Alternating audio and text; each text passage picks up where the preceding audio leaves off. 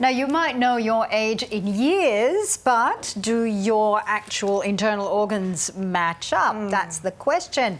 Researchers in Melbourne have developed a method to map the biological age of our organs. It's a bit of a scary thought, but the findings were published in the latest edition of Nature Medicine and could turn our traditional view of ageing on its head. Let's speak now to Dr. Tian from the University of Melbourne's Department of Psychiatry. Doctor, thanks so much for your time this morning. What does this method involve? Thank you very much for having me, and good morning. Yeah, so this method is quite interesting. So, but the idea behind that is, as we know, the age is typically understood as a number of years we have been alive, but the organs and tissues that they may age at a different rate. So, as a result, our organs' biological age may differ from our chronological age. So how did we measure that? We use a series of organ-specific biomarkers that are already commonly used in clinical settings. And we developed a computer model. Once we plug in those biomarkers, the model will give us an estimation or quantify the biological age of different organ systems.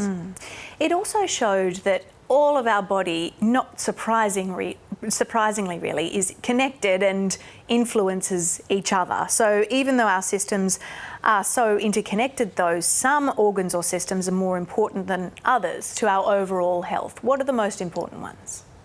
Well, I would say all the organ systems are quite important, but indeed we discovered what we called multi-organ aging network, which means that aging of some organ systems can selectively and characteristically influence the aging of other organ systems.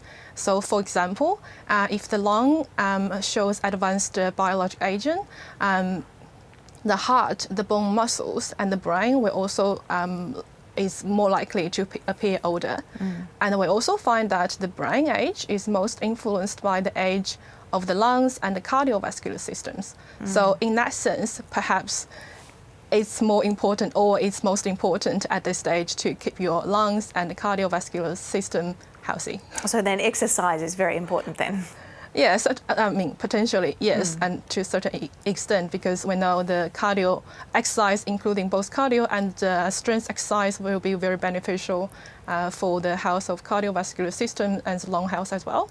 And also, of course, for people who are smoking, it will be very good if we can quit smoking, because certainly that will harm our lungs for sure. Dr. Tian, what implications could this have for disease diagnosis moving forward and potentially for very early diagnosis?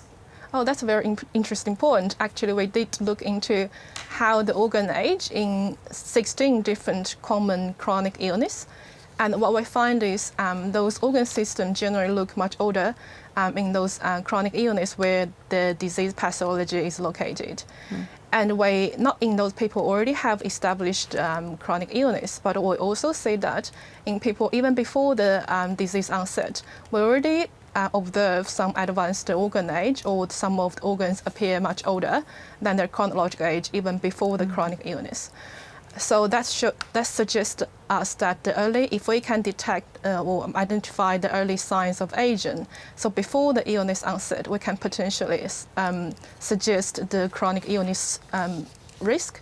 So even at early stage, we can potentially inform the medical professionals to already start some of the early interventions and commence some of the treatments that can be maybe more effective, and until waiting the onset of chronic disease. Dr. Tian, it's wonderful to speak to you. Very fascinating findings there. Thank you so much for your time. Thank you. It's my pleasure.